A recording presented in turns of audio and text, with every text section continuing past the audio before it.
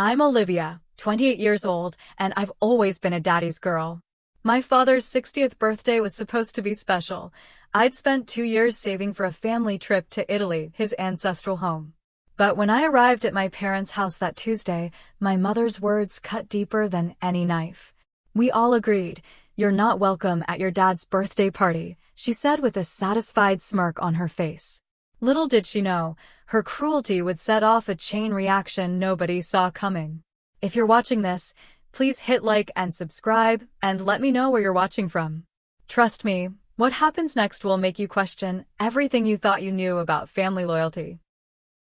Growing up in Denver, I always felt like an outsider in my own family. While my career as a financial advisor eventually took me to Chicago, my connection with my father remained my strongest family tie.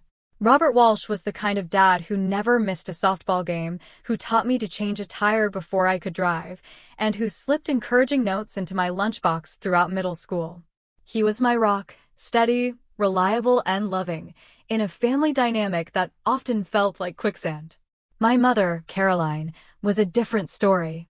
From my earliest memories, she maintained a cool distance from me while lavishing attention on my older brother Tyler.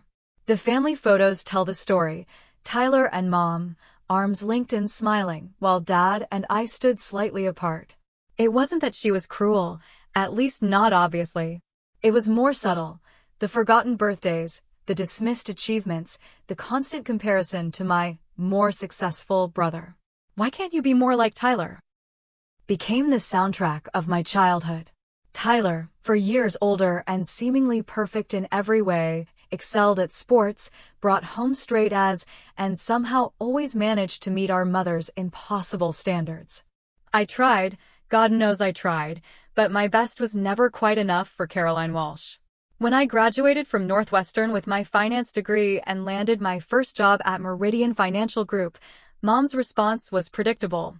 "That's nice, honey. Did you hear Tyler just made partner at his law firm?" Always the comparison, always coming up short. Last year, everything shifted when Dad suffered a minor heart attack. I immediately took leave from work and flew home, spending 3 weeks helping with his recovery. Mom resented my presence, making pointed comments about how I was disrupting their routine, but Dad's grateful smiles were worth every barb. During those weeks, watching Dad's mortality suddenly become real, I made a promise to myself. I would make his 60th birthday truly special. Working as a senior financial advisor had its perks, mainly a salary that allowed me to save aggressively.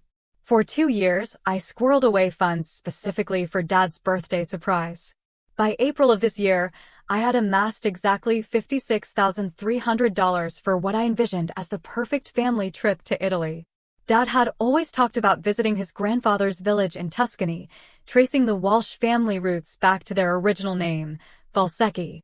This would be his chance. When I first proposed the idea during a family dinner 6 months ago, the responses seemed positive.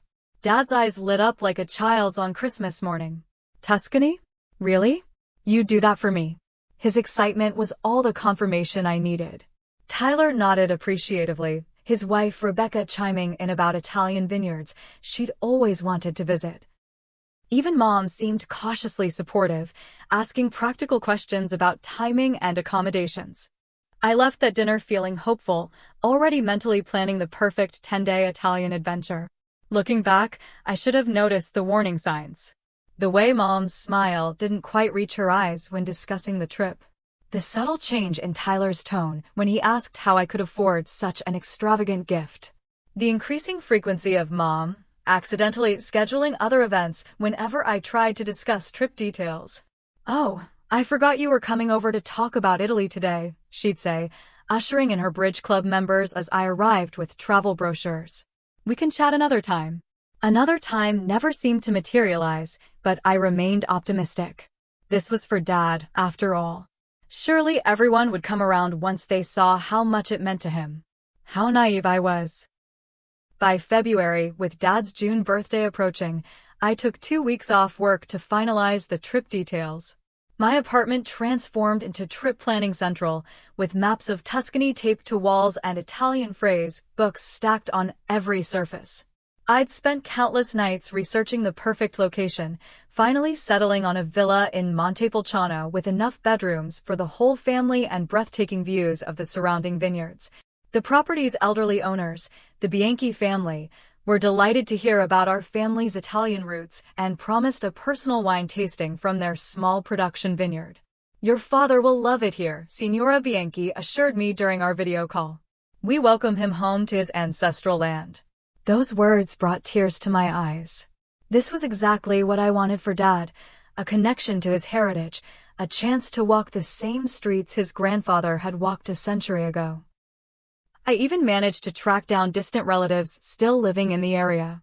Cousins several times removed, the Ricci family, who shared our ancestral name and still maintained the family's original olive grove. They sent photographs of ancient family records mentioning my great-great-grandfather's name before he emigrated to America. I imagined Dad's face when he met them, when he held those records in his hands, when he tasted olive oil produced from trees his ancestors had planted. Each detail I secured felt like another gift I could give him. I researched cooking classes where we could learn to make traditional pasta, arranged for a private tour of Sienna's medieval center, and even booked a day trip to Florence to see the art Dad had always admired from afar. Every confirmation email felt like another piece of a perfect puzzle falling into place. While my excitement grew, my family's enthusiasm seemed to wane. Mom began suggesting alternative celebrations during our weekly phone calls. "Your father might prefer something simple," she said one evening. "You know how he gets overwhelmed by too much fuss." This from the woman who had thrown herself elaborate birthday parties for decades. Dad was allegedly overwhelmed by a trip to Italy, but Mom wasn't overwhelmed by the 100-guest garden parties she threw herself each May. Tyler became increasingly difficult to reach. My texts about flight options went unanswered for days. When he did respond, his replies were perfunctory at best. "Whatever you think is best," he'd text, without engaging with any specific details. Rebecca, always the peacemaker, occasionally reached out with vague encouragement, but offered little practical input. "I'm sure whatever you plan will be lovely," became her standard response. Only Dad maintained genuine enthusiasm, asking questions about our itinerary and practicing Italian phrases with charming ineptitude. "Buongiorno, come stay," he'd greet me, his American accent mangling the vowels, but his eyes sparkling with anticipation.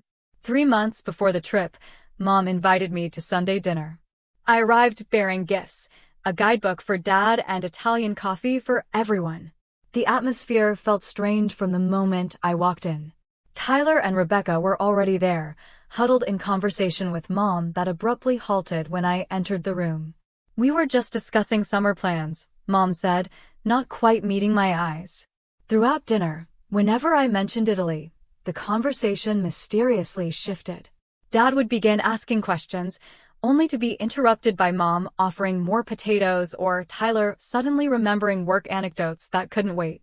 It felt coordinated, this conversational redirection, but I convinced myself I was being paranoid. After dessert, I stepped into the hallway to take a call from my boss. As I finished, I overheard Mom and Tyler in the kitchen, their voices just loud enough to carry. "She's completely taken over his birthday," Mom was saying. "As if she's the only one who knows what Robert wants." "I know," Tyler responded. "It's always been like this, Olivia and Dad in their own little world. We need to do something before she finalizes everything. Your father deserves a proper celebration, not some exhausting trip at his age." Their words froze me in place. The dismissal in their tones, the resentment. Was that how they saw my gift? As a selfish attempt to monopolize Dad? I drove home that night with a knot in my stomach, questioning everything. Was I pushing this trip for Dad, or for myself? Was I ignoring what he truly wanted? When Dad called the next morning specifically to ask about the cooking class I'd mentioned, his genuine excitement reassured me. This wasn't about me versus them. This was about giving Dad a dream he'd held onto for decades. With renewed determination, I continued planning, but the undercurrent of resistance from Mom and Tyler grew stronger. Each family interaction became increasingly tense, with passive-aggressive comments evolving into more direct opposition. "Dad might be saying yes to spare your feelings," Tyler suggested during a rare phone conversation. You know how he hates disappointing people. The insinuation stung, that I somehow couldn't tell when my own father was being sincere. That I was bullying him into a trip he secretly dreaded. What hurt most was how they underestimated Dad in the process, treating him like a child who couldn't make his own decisions. My 60-year-old father, still working full-time as an engineering professor, suddenly needed protection from the burden of a family vacation. The tension built like pressure in a sealed container, with no release valve in sight. Something had to give. In early March, with airline tickets needing finalization, Mom texted asking me to come over to discuss birthday plans. Finally, I thought. Progress. Maybe they've accepted that this trip is happening and want to contribute ideas. I arrived at my parents' suburban home on a Thursday evening, noting Tyler's Audi in the driveway. Normally, he'd text when he was visiting from his side of town, another small sign something was off. The familiar ranch-style house looked the same as always, but something felt different as I walked up the stone path to the front door. Inside, I found Mom, Tyler, and Rebecca seated in the living room, an impromptu family meeting already in progress. Their conversation halted abruptly when I entered, like a TV show paused mid-scene. The silence felt deliberate, weighted. "Where's Dad?" I asked, noticing his absence. "Thursday Golf League," Mom replied. "We thought it would be better to talk without him first." Red flag number 1. I took a seat on the edge of the sofa, suddenly feeling like a job applicant rather than a family member. Mom sat unnaturally straight in her armchair, hands folded in her lap like she was preparing to deliver rehearsed lines. "We've been thinking about your birthday plans for your father," she began, emphasizing the "your" in a way that immediately set me on edge. "While the trip idea is interesting, we think something local would be more appropriate." More appropriate? I repeated, the words feeling foreign in my mouth. "Yes," Tyler jumped in, lawyer mode activated. "We've discussed it extensively, and a local celebration makes more sense for everyone." "Everyone except Dad," I countered. "He's excited about Italy."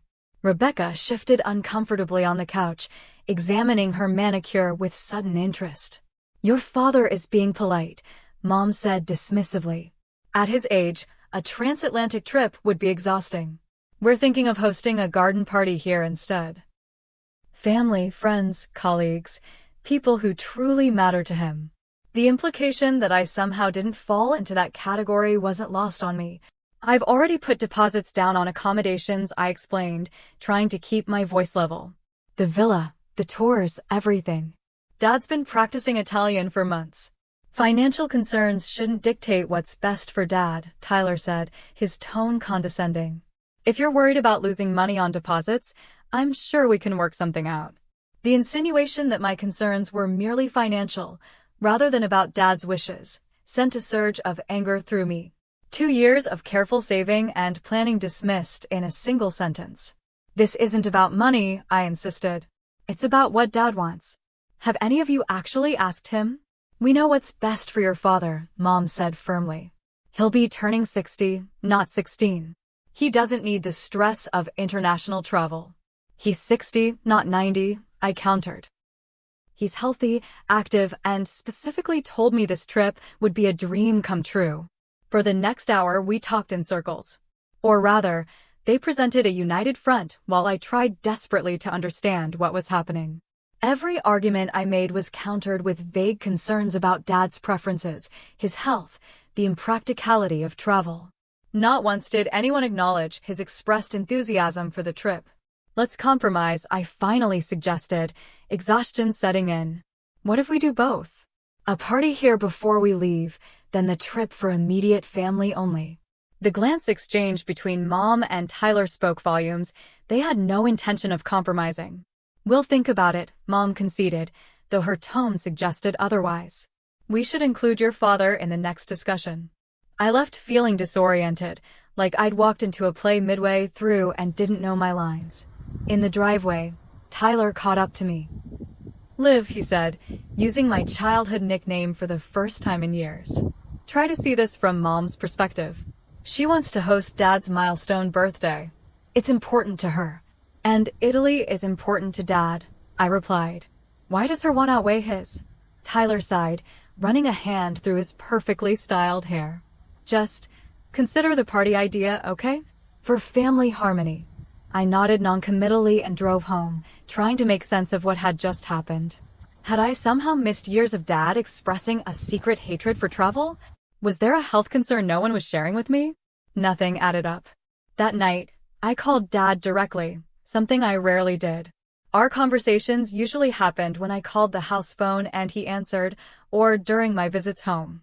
One-on-one calls weren't our norm, which made this one significant. Everything okay, sweetheart? He asked, immediately concerned by the unusual call. I'm just checking in about the Italy plans, I said carefully. Are you still excited about the trip? His voice immediately brightened. Are you kidding? I've been boring my colleagues with Tuscany facts for months. Professor Williams in engineering is threatening to move offices if I show him one more picture of Italian vineyards. The genuine enthusiasm in his voice confirmed what I already knew. This wasn't a case of Dad being polite. This was something he truly wanted. Some people seem to think it might be too much for you, I ventured. Too much. He laughed. Olivia, I climb the campus stairs 20 times a day. My doctor says I'm in better shape than most 40-year-olds. Who thinks Italy would be too much? I hesitated, reluctant to create family drama. Just concerns I've heard. Well, tell whoever's concerned that this old man can handle a little pasta and wine in the Italian countryside. We chatted a bit longer before hanging up, his excitement reinforcing my determination. The trip was happening, regardless of mysterious family resistance. The next morning, I received a text from Mom. We've all discussed it further. The local party plan is moving forward. We can talk about your trip idea later. Your trip idea. As if Italy had been reduced to my personal fantasy rather than Dad's long-held dream. I tried calling multiple times over the next few days, but my calls went straight to voicemail. Texts received brief, non-committal responses. The silent treatment, Mom's favorite tactic when she wasn't getting her way. A week of silence followed, during which I wavered between anger and self-doubt. Was I being stubborn? Missing something crucial? I reached out to Dad again, but his responses were suddenly vague and distracted. Something had changed. With the final payment deadline for the villa approaching, I needed clarity. What I got instead was the beginning of the end. After a week of unanswered calls and vague text messages, I decided to stop by my parents' house unannounced. It was a Saturday afternoon in late March, the kind of early spring day that teases summer warmth before plunging back into winter chill. I brought Italian pastries from a local bakery, a peace offering and a subtle reminder of the trip's purpose. As I turned onto my parents' street, I immediately noticed something unusual. Cars lined both sides of the normally quiet road. My stomach tightened as I recognized my Aunt Susan's Volvo, Uncle Patrick's pickup truck, and at least a dozen other vehicles belonging to extended family and family friends. I parked a block away and walked slowly toward the house, pastry box clutched in increasingly sweaty hands. Through the large front windows, I could see movement, people milling about the living room, gathered in conversation clusters. No one had mentioned a family gathering to me. For a moment, I considered leaving. Whatever was happening inside, I clearly hadn't been invited. But the thought of running away made something harden inside me. This was my family too. I deserved answers. I knocked on the front door rather than using my key, suddenly feeling like a visitor rather than a daughter. My cousin Ashley opened it, her smile faltering when she saw me. Olivia. I didn't know you were coming. Apparently not, I said, keeping my voice neutral as I stepped past her into the entryway. The living and dining rooms had been transformed into Party Central. A large banner reading Robert's 60th birthday bash, June 15th, stretched across one wall. My Aunt Susan stood on a stepladder hanging decorations while my uncle discussed catering options with a woman I didn't recognize. Mom's friend Debbie was addressing envelopes at the dining table. Invitations, I realized with a sinking feeling. My mother emerged from the kitchen carrying a tray of coffee cups, freezing mid-step when she saw me. The expression that crossed her face wasn't guilt or even surprise, it was annoyance. Olivia, she said flatly. We weren't expecting you.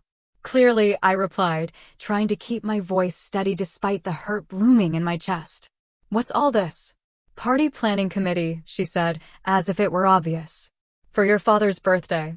I looked around at the committee, which apparently included every family member except me.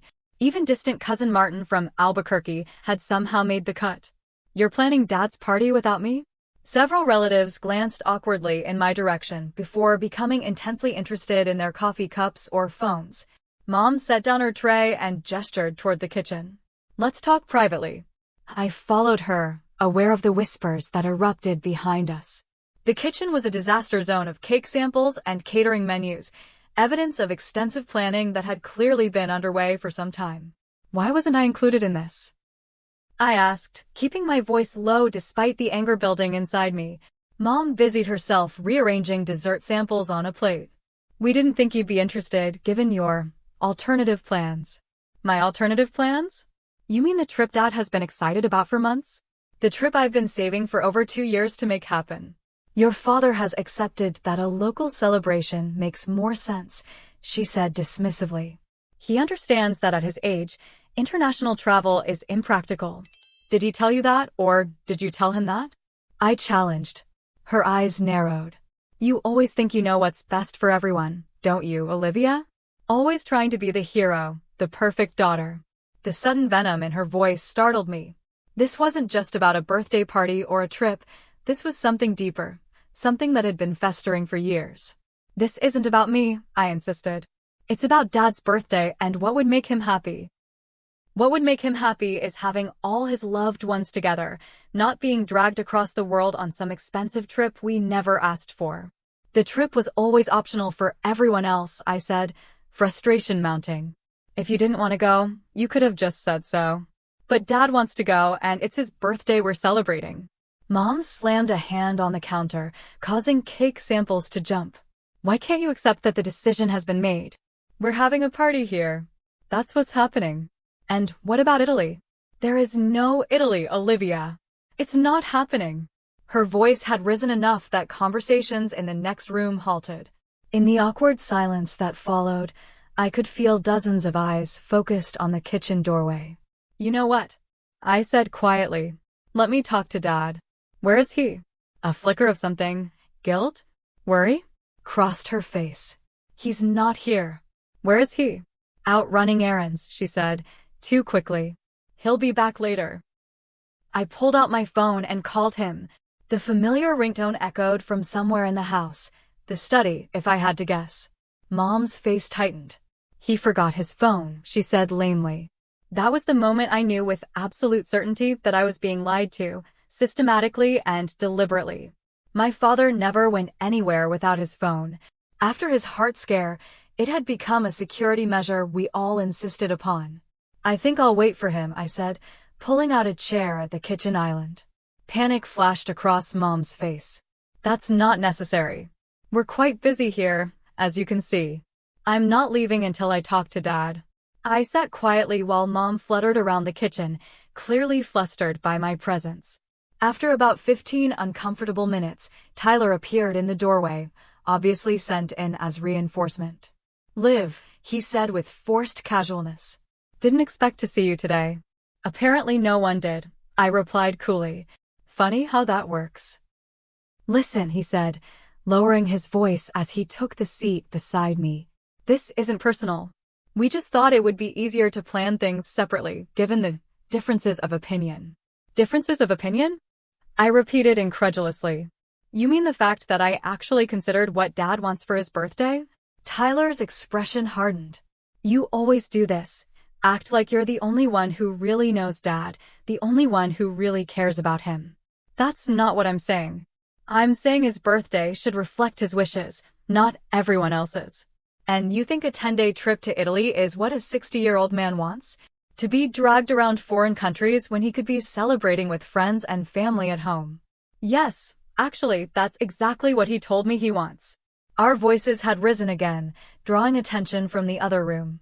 Mom stepped between us, her face a mask of controlled anger. That's enough, she hissed. You're ruining everything, as usual. Something in me snapped.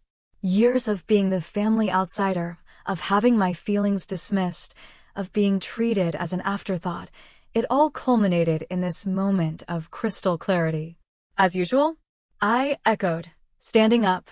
You know what? I want to know exactly what's going on here. Why am I being excluded from Dad's birthday planning? Why is everyone acting like I've committed some terrible offense by trying to give him a meaningful gift? What exactly is happening here? The kitchen had filled with onlookers, aunts, uncles, cousins, all watching the drama unfold with uncomfortable fascination. Mom looked at their faces, then back at me, something shifting in her expression. The polite mask dropped, revealing something ugly underneath. You want to know what's happening? She asked, her voice dangerously quiet. Fine. We all agreed. You're not welcome at your dad's birthday party. The words hung in the air like poison gas. Several relatives gasped. Someone, Aunt Susan, I think, murmured Caroline, in shocked disapproval. But it was the smirk that appeared on my mother's face that truly broke something inside me, the satisfied curl of her lips, as she finally said out loud what she'd apparently been thinking for weeks, maybe years. I stared at her, this woman who had given birth to me, trying to reconcile her cruelty with the concept of maternal love I'd always hoped for but never quite experienced. Good to know, I said finally, my voice eerily calm even to my own ears. Without another word, I walked out of the kitchen, through the living room full of staring relatives, and out the front door. No one tried to stop me. No one called after me. The silence was confirmation enough. This wasn't just Mom's doing. Somehow, I had become the family pariah, and no one was willing to stand up for me. In my car, hands shaking on the steering wheel, I made 3 phone calls in rapid succession. First, to the villa owners in Montepulciano, canceling our reservation. Second, to the travel agency handling our flights and tours, canceling everything. Third, to my bank, transferring the entire $56,300 from the dedicated vacation account back to my personal savings. With each cancellation, each transfer, I felt a strange mix of grief and liberation. The dream I'd held for Dad was dying, but something else was being born, a realization that I deserved better than this, better than being the family scapegoat. As I drove away from my childhood home, I sent one final text to my father. I love you, Dad. I'm sorry I won't be at your birthday celebration. I hope someday you'll understand why. Then I blocked everyone's numbers. Mom, Tyler, Rebecca, all the extended family who had stood in silent complicity. Everyone except Dad. His line would always remain open. The Italy dream was over. The fantasy of family healing was shattered. But as painful as this moment was, I couldn't have imagined how completely everything would change by morning. My apartment had never felt so empty. I'd always prided myself on its minimalist aesthetic, clean lines, neutral colors, carefully curated furniture, but that night, it felt like a hotel room, impersonal and cold. I moved through the space like a ghost, going through the motions of existence without fully inhabiting my body. In the kitchen, I uncorked a bottle of Italian Chianti I'd been saving for a pre-trip celebration. Poetic, drinking it alone on the night I canceled everything. The rich red liquid swirled in my glass like blood, like all the family ties severed in a single afternoon. At some point, I found myself sitting on my balcony, watching the Chicago skyline twinkle against the darkening sky. 12 floors up, the city noise was muted, creating the illusion of solitude in a metropolis of millions. My phone remained face down on the coffee table inside. I couldn't bear to see the notifications that might be piling up. Or worse, the absence of them. The doorbell rang at 9:30, startling me from my trance. Through the peephole, I saw Jennifer, my best friend since college, holding a paper bag that clinked with the unmistakable sound of bottles. I brought reinforcements, she said when I opened the door, pulling out wine, chocolate, and ice cream. Your text sounded apocalyptic. What happened? For the next 2 hours, I poured everything out. The months of planning, the growing resistance, the ambush party planning, and finally, my mother's devastating declaration. Jennifer listened without interruption, her expression shifting from concern to outrage. That's seriously messed up, she said finally, refilling our glasses. I always knew your mom was difficult, but this is next level. The worst part is that Dad doesn't even know, I said, the wine loosening the knot of emotion in my chest. They've been making decisions about his birthday, excluding me, all while pretending it's what he wants. Have you tried calling him directly? On his work phone, maybe? I shook my head. I don't want to put him in the middle. If Mom's capable of this level of manipulation, who knows what she'd do if I interfered with her plans? So what now? Jennifer asked gently. You've canceled everything? Everything. The villa, the flights, the private tours, the cooking class, all of it. The reality of it hit me anew with each item I listed. 2 years of planning, gone in 3 phone calls. Jennifer was quiet for a moment, twirling her wine glass thoughtfully. What if you still went? What? To Italy. What if you still went? Not for your dad's birthday, but for yourself. The idea seemed so foreign, so selfish, that I almost dismissed it immediately. But something about it caught in my mind, a tiny spark of possibility. I don't know, I said slowly. The whole point was to give Dad this experience. And that was incredibly generous, Jennifer affirmed. But maybe this is the universe telling you to do something for yourself for once. When was your last real vacation? One that wasn't about work or family obligations. I couldn't remember. Maybe that girls' weekend in Nashville 3 years ago? Even that had been cut short by a work emergency. You've been saving for 2 years, Jennifer continued. The money's there. You clearly need a break from your family drama. Why not use this opportunity to take care of yourself for once? She had a point. The money was sitting in my account, freed from its designated purpose. I had already requested time off work. All the research was done. I probably knew more about Tuscany than most tour guides at this point.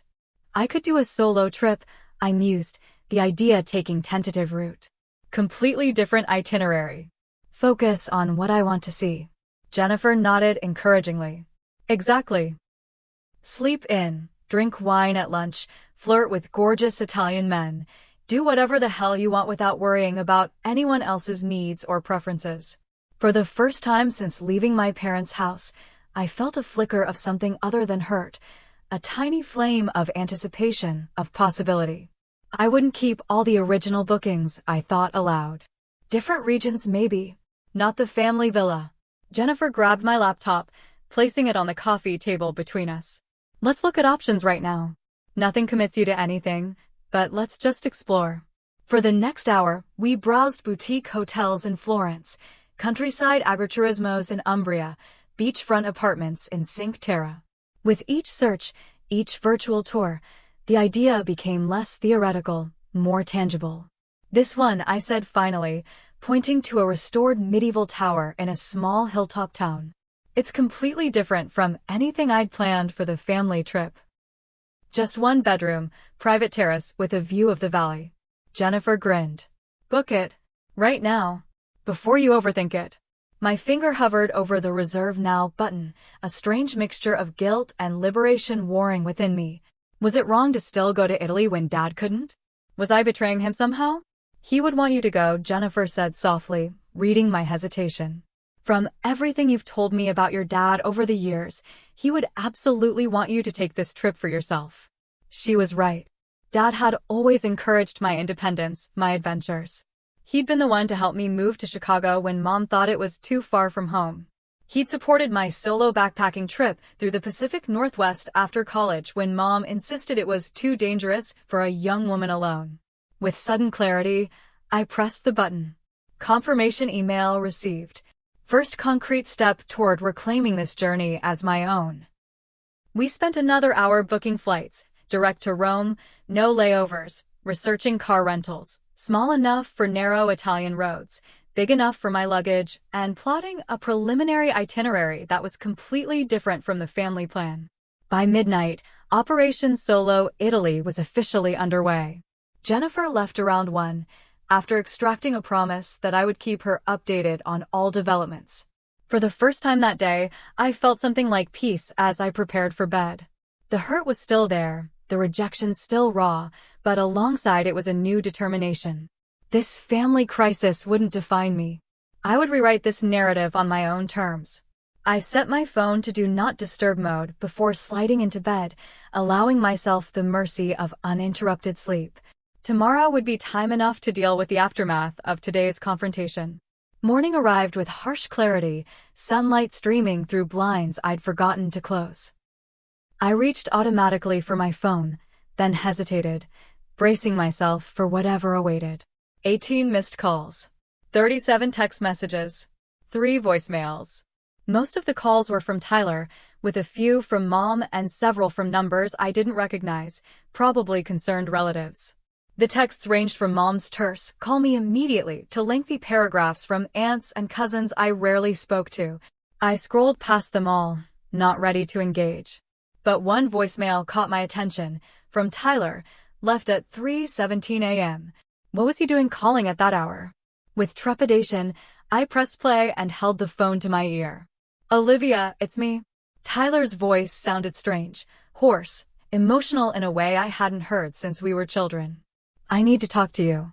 God, I've messed up. We've all messed up. Mom's been lying to everyone, including Dad. He never knew about the Italy trip you planned. She told him you refused to attend any birthday celebration for him.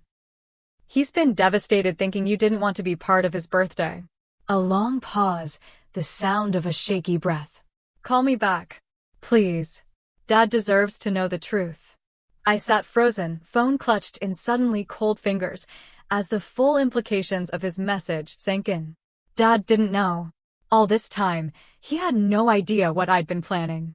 Instead, he believed I'd abandoned him on his milestone birthday. The betrayal cut deeper than I could have imagined. Not just manipulation and exclusion, but deliberate deception that damaged my relationship with my father. The one pure, uncomplicated family bond one thought I had. With trembling hands, I unblocked Tyler's number and called him back. He answered on the first ring. "Olivia, thank God. I've been trying to reach you all night." "Explain," I said, my voice hardly recognizable to my own ears. "Explain exactly what's been happening." And he did. For the next 45 minutes, Tyler unraveled a web of deception so intricate, so calculated, that I could hardly believe it involved my own family. Mom had intercepted my early planning emails to Dad, deleted text messages I'd sent about the trip, and systematically misrepresented my intentions to everyone. To Dad, she claimed I was too busy with work to attend any birthday celebration. To extended family, she suggested I was selfishly trying to monopolize Dad with an exclusive trip no one else could afford to join. To Tyler and Rebecca, she painted me as dismissive of their input and controlling of all birthday plans. "Why?" I asked, struggling to comprehend the level of malice involved. "Why would she do this?" Tyler's sigh carried the weight of painful realization. "I think she's always been jealous of your relationship with Dad. You two have always had this connection that she could never touch.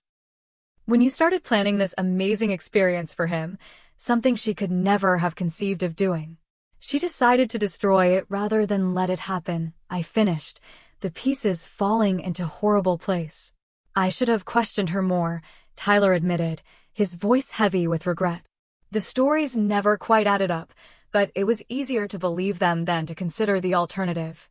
I'm so sorry, Liv. I failed you as a brother." The apology, unexpected and sincere, cracked something in my carefully maintained composure.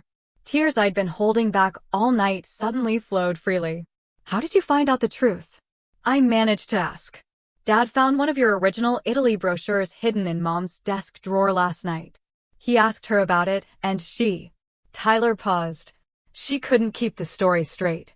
The more he questioned, the more she contradicted herself. Then he called the bank and discovered a large withdrawal she couldn't explain. Apparently, she took money from their joint account for the party planning. That's when everything unraveled. Where's Dad now? It was the only question that really mattered to me. At Uncle Patrick's. He couldn't stay in the house with her after everything came out. He's devastated, Liv. Not just about the trip, but about Mom manipulating everyone, turning family against each other. I closed my eyes, imagining my father's pain at discovering this level of betrayal from his wife of nearly 40 years. What do we do now? I asked, feeling suddenly exhausted despite just waking up. I think we need to meet, all three of us. You, me, and Dad. Figure out how to move forward. Then eventually confront Mom together so she can't manipulate the narrative anymore. It was strange hearing Tyler take charge like this, strange hearing him on my side after months of opposition. But there was something cathartic about it too, the possibility of alliance where there had been division. Okay, I agreed. Set it up. But Tyler. Yeah? This doesn't immediately fix everything between us. You believed the worst about me for months, without ever giving me the chance to explain. I know, he said quietly. I have a lot to make up for. To both you and Dad. But I want to start trying, if you'll let me. It wasn't forgiveness. Not yet. But it was an opening, a crack in the wall that had separated us for longer than either of us wanted to admit. Set up the meeting, I repeated. We'll start there. As I ended the call, I sat in the morning sunlight, trying to process everything. The hurt was still there, but alongside it now was something else, a strange mix of vindication and renewed grief. The family fractures ran deeper than I'd ever imagined, but for the first time, I wasn't the only one who could see them. My phone buzzed with a text from Tyler. Dad wants to see you. Today, if possible. He's heartbroken about everything you planned that he never knew about. I typed back immediately. Tell him I'm coming. And Tyler? Don't let Mom know.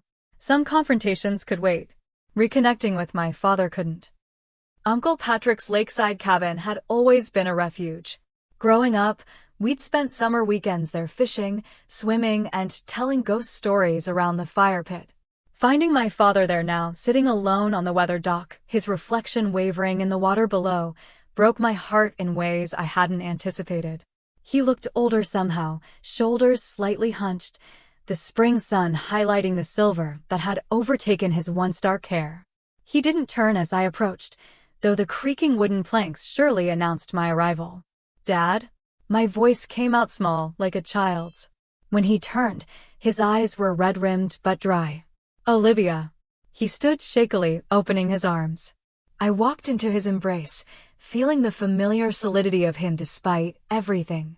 We stood there silently, the gentle lapping of lake water against the shore providing the only soundtrack to our reunion. Tyler told me everything, he said finally, his voice rough with emotion. About Italy.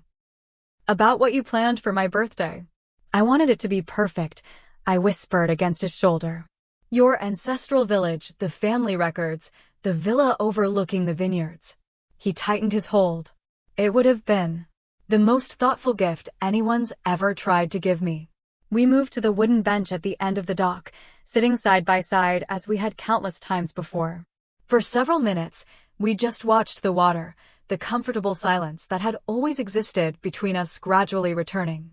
I need to understand what happened, I said eventually. Why Mom would do this? Dad sighed heavily, running a hand over his face. Your mother has always been complicated. Insecure in ways that weren't always visible to others. But this level of deception? Turning the whole family against me. I think it started small, he said slowly, choosing his words with care. A little resentment about your close relationship with me, a little jealousy about your financial success. Then when you started planning something she could never have come up with herself. It snowballed, I finished. Your mother needs to be needed, Dad continued. She needs to be the center of the family universe. Your independence has always threatened that somehow. The explanation made a certain kind of sense, but it didn't excuse the hurt, the deliberate cruelty. Tyler mentioned Mom told you I refused to attend your birthday celebration, I said carefully. Did you believe her? Pain flickered across his face. I questioned it. It didn't sound like you. But when weeks passed with no word from you about my birthday, when you seemed to avoid the topic whenever we spoke. He trailed off, the implication clear. In the absence of truth, doubt had crept in. She intercepted my messages to you, I said, the realization still fresh and painful. Deleted emails, hid brochures. I thought you knew about Italy all along. I didn't, he said simply. Not until I found this.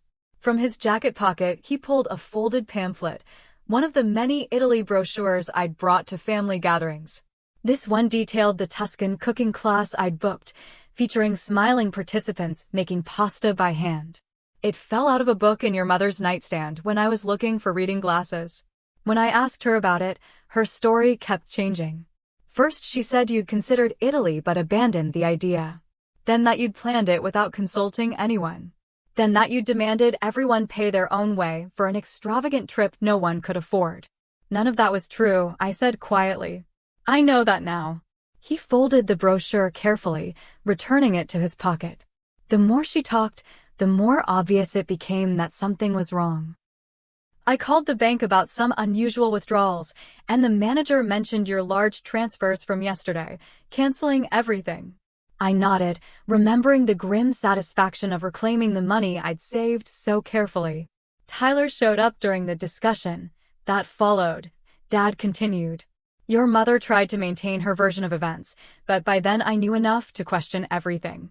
Tyler finally broke down and admitted what he knew, how your mother had been systematically turning everyone against you, how she'd organized this elaborate party planning committee specifically to exclude you. And the part about not being welcome at your birthday party? I asked, the words still bitter in my mouth. Dad's expression darkened. Tyler told me. I still can't believe your mother would say that to you. To anyone, but especially to her own daughter. The validation of my hurt, the acknowledgement of the cruelty I'd experienced, loosened something tight in my chest. For months, I'd questioned my own perceptions, wondered if I was overreacting. Hearing my father confirm the wrongness of it all was unexpectedly healing. I left her at the house last night, Dad said after a moment. Told her I needed space to think. Patrick's always kept a key under the flower pot for me, fishing trips and all that. Came out here to clear my head, figure out what happens next. What has happened next? I asked. I honestly don't know, sweetheart. For the first time, I heard the full weight of his pain. 40 years of marriage, and I feel like I never really knew her. The level of manipulation, the deliberate cruelty toward you, it's shaken everything I thought I understood about our life together. The implication hung in the air between us, that this revelation might be the end of my parents' marriage. As hurt as I was, the thought brought no satisfaction, only a deep sadness for my father's pain. I'm so sorry, I said, not sure what exactly I was apologizing for, the situation, the revelations, the difficult road ahead. Dad squeezed my hand. None of this is your fault, Olivia. Never think that. A car door slammed in the distance, and soon Tyler appeared at the top of the path leading to the dock. He approached hesitantly, looking between us with uncertainty. Is this a private conversation, or can anyone join? Dad patted the space beside him. We were just getting to the part where we figure out what to do about your mother. Tyler sat, completing our unlikely trio. I've been thinking about that. I think we need to confront her together, present a united front so she can't continue manipulating the narrative. Agreed, I said. But what's the goal of the confrontation? Reconciliation? Consequences? Understanding? All of the above, Dad said firmly. I need to understand how deep this goes, how long she's been turning my children against each other. You both deserve accountability for how she's treated you. And yes, eventually, there needs to be a path towards some kind of healing, though what that looks like, I don't know yet. We should talk to Rebecca too, Tyler added. She suspected something was off for weeks, but couldn't quite put her finger on it. Mom's been feeding her a different version of events than the one she told me. Divide and conquer, I murmured. Classic manipulation tactic. We spent the next hour comparing notes, filling in gaps in each other's understanding of the past few months. The picture that emerged was disturbing, a systematic campaign by my mother to isolate me from family events, while positioning herself as the victim of my supposed selfishness. I can't believe I fell for it, Tyler said, shaking his head. Looking back, the inconsistencies were so obvious. She's had decades of practice, Dad said quietly. Don't be too hard on yourself. As our conversation wound down, practical matters arose. The birthday was still 2 months away. The party planning was well underway. And most importantly, my father's long-held dream of visiting his ancestral village remained unfulfilled. What about Italy? Tyler asked eventually. Is it too late to salvage any of it? I hesitated. I canceled everything yesterday. The villa, the flights, the private tours, all gone. But you could rebook something similar, couldn't you? Dad asked, a hint of his old enthusiasm returning. Maybe not the exact same accommodations, but the same experience? I suppose I could, I said slowly. But it would be different now. Smaller scale. Maybe just you and Dad? Tyler suggested. That might be for the best, honestly. A father-daughter trip, focused on what matters most, connecting with the family history. The suggestion surprised me, both its content and its source. The Tyler of 2 days ago would never have proposed excluding himself from such a significant family event. You wouldn't mind? I asked carefully. He shook his head. This was always about Dad experiencing his heritage. The family dynamics got in the way of that. Maybe simplifying is the answer. You two go, connect with the Italian relatives, see the ancestral village. The rest of us can have a small celebration when you return. Dad looked at me, hope cautiously rekindling in his eyes. What do you think, Olivia? Could we salvage the dream? Looking at him, this good man who had always supported me, always believed in me, I knew there was only one possible answer. I'll start making calls tomorrow, I promised. It won't be exactly the same, but we'll make it work. The relief on his face was worth every canceled reservation, every difficult conversation ahead. What about Mom? Tyler asked, bringing us back to the immediate issue. Dad straightened his shoulders, decision made. We talk to her tomorrow. All of us together. No more secrets, no more manipulation. Whatever happens after that, we'll face it as a family. A real family, not the illusion she's been orchestrating. As we walked back to our cars, something shifted between the three of us, some new understanding, some tentative alliance born from shared pain and truth. The road ahead wouldn't be easy.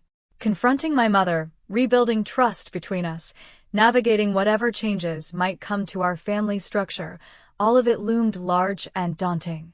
But for the first time in months, I didn't feel alone in facing it. And that made all the difference. The confrontation with my mother was every bit as difficult as we had anticipated. Seated in the living room where I'd been told I wasn't welcome just days before, we formed a triangle of truth around her, Dad, Tyler, and me, united in our demand for honesty. At first, she tried denial, then deflection, then tears. When those tactics failed against our united front, anger flared, decades of resentment bubbling to the surface. The things she said that day, about my relationship with Dad, about her feelings of exclusion throughout our family history, about her perception of being undervalued and overlooked, were painful to hear, but necessary to understand. You've always been his favorite, she spat at me, abandoning all pretense. From the day you were born, I was secondary in his life. Do you have any idea what that feels like? To watch your husband bond with your daughter in ways he never connected with you. The raw hurt in her voice was genuine, even if her actions remained inexcusable.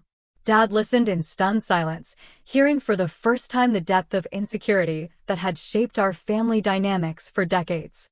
Why didn't you ever talk to me about this? He asked finally. 39 years of marriage, Caroline, and you never once expressed feeling this way. Would it have changed anything? She countered. Would you have loved her less? Been less proud of her accomplishments? Spent less time teaching her everything you know? That's not how love works, Dad said gently. It's not a finite resource to be divided up. Loving Olivia never diminished what I felt for you. My mother's composure crumbled then, decades of misplaced resentment giving way to the first genuine vulnerability I'd ever witnessed from her. Tyler moved to sit beside her, an act of compassion that surprised me given everything that had happened. Mom, he said quietly, you need help. Professional help. What you did, lying to all of us, turning us against each other, that goes beyond normal family conflict. That was calculated and cruel. She didn't deny it. Progress of a sort. By the end of that long, exhausting day, 3 things had been established. First, my mother would begin therapy to address the deep-seated insecurities and resentments that had driven her behavior. Second, Dad would temporarily move into the condo he kept near campus for late work nights, creating space for both of them to process what had happened. And third, The Italy trip would proceed as planned, a father-daughter journey to connect with our heritage. The weeks that followed were a strange mix of planning and healing. As I researched new accommodations and rebuilt our itinerary, my relationship with Tyler underwent its own renovation.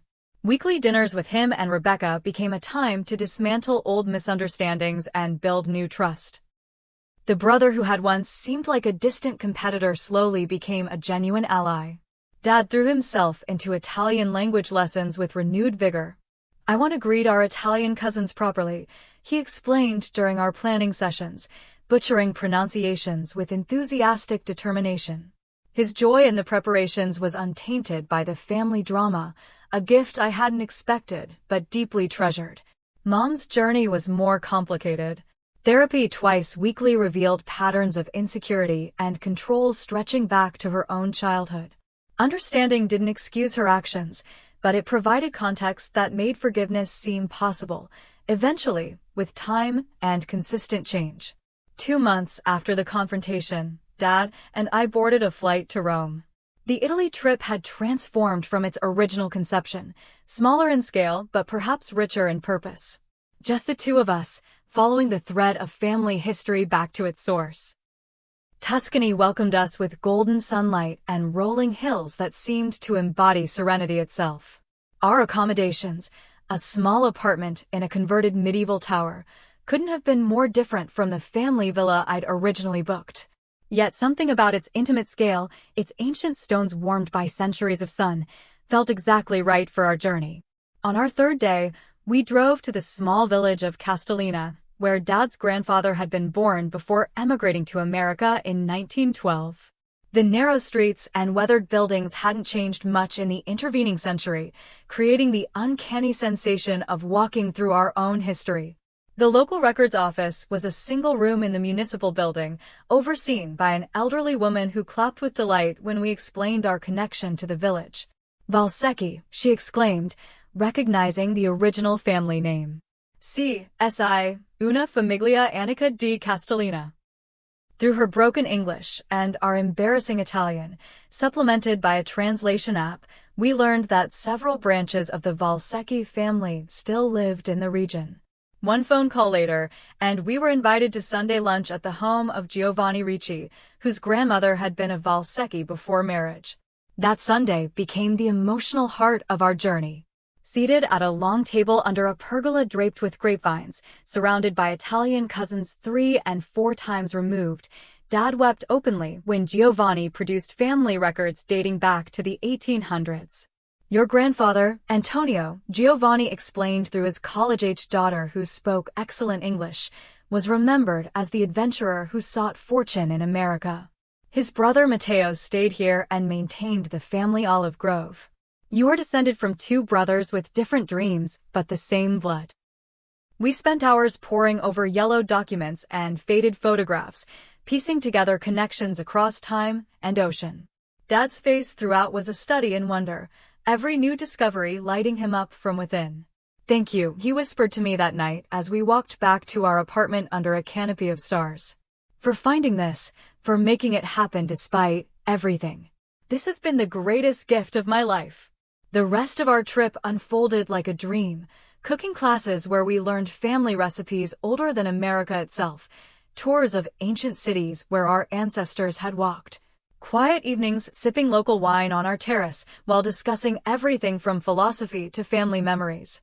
Free from the tensions that had defined our family dynamic for so long, Dad and I discovered new dimensions to our relationship, deeper conversations than had ever been possible at home. We returned to America changed, connected not just to our ancestral past, but to a new understanding of what family could mean when built on honesty and mutual respect. The homecoming was both easier and harder than anticipated. Mom met us at the airport, her usual polished exterior softened by 2 months of therapy and reflection. The hug she gave me was tentative but genuine, perhaps the first authentic embrace we'd shared in my adult life. "I'd like to hear about your trip," she said as we walked to the parking garage. "If you're willing to share it with me."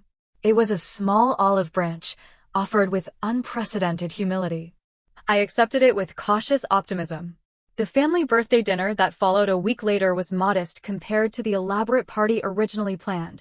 Just the five of us: Dad, Mom, Tyler, Rebecca, and me at Dad's favorite steakhouse. No banners, no extended family, no performance of perfect family harmony. Instead, something more valuable. Honest conversation, careful listening, and the first fragile shoots of healing. Over the following year, our family landscape continued to shift and settle into new patterns. Mom and Dad eventually reunited under one roof, their marriage fundamentally altered, but perhaps stronger for having survived its greatest test. Weekly family therapy sessions became monthly, then quarterly as new communication patterns took root. My relationship with Mom would never be simple or entirely comfortable, but it became something I hadn't expected: authentic. The pretense of perfect mother-daughter harmony was replaced by careful respect and growing understanding. We would never be best friends, but we were learning to be honest allies in the complex business of family. Tyler and I rediscovered the sibling bond that had been buried under years of maternal manipulation. Sunday brunches became our tradition, a time to maintain the connection we'd nearly lost completely. As for Dad and me, our shared Italian adventure became a touchstone, a perfect memory we could return to whenever family waters grew turbulent. The photo of us with our Italian relatives, olive trees stretching to the horizon behind us, took pride of place on his office desk, a reminder of the journey that had begun in betrayal but ended in profound connection. 1 year later, on Dad's 61st birthday, we gathered again, this time at a small Italian restaurant owned by a chef from Castellina who had become our friend during our stay. As we shared dishes made from recipes older than our American family history, I realized how completely the narrative had transformed. The mother who had once told me I wasn't welcome at my father's celebration now sat across from me, sharing stories of her own therapy journey with unexpected vulnerability. The brother who had once been her unwitting accomplice now raised a glass in my direction, acknowledging without words how far we'd come. And Dad, watching it all with quiet satisfaction, seemed younger somehow, unburdened by the weight of family secrets and unspoken resentments. "A toast," he said, lifting his glass of Chianti. "To truth, to healing, and to the understanding that family isn't something we're given, it's something we create together, every day, through choices and forgiveness and love." We clinked glasses, the simple sound sealing a complex promise. Looking around that table, I understood something essential about the nature of family wounds and healing. The scars would always be there, visible in certain lights, tender to certain touches. But scars also represented survival, resilience, the body's remarkable capacity to repair itself after injury. Our family had been broken open, its darkest dynamics exposed to painful light. Yet from that breaking had come the possibility of authentic connection, messy, imperfect, but real in a way that our previous carefully maintained facade had never been. As I drove home that night, windows down to catch the summer breeze, I felt a sense of peace that had eluded me for most of my adult life. The journey hadn't been what I expected, they rarely are. But it had led exactly where I needed to go. Have you ever experienced a painful family revelation that ultimately led to healing? Or found yourself excluded from something important only to discover it opened a better path? Share your story in the comments below. And if this resonated with you, please like, subscribe, and share with someone who might need to hear that even the most painful family dynamics can transform with courage and truth. Thank you for listening to my journey. May your own path lead to the healing you deserve.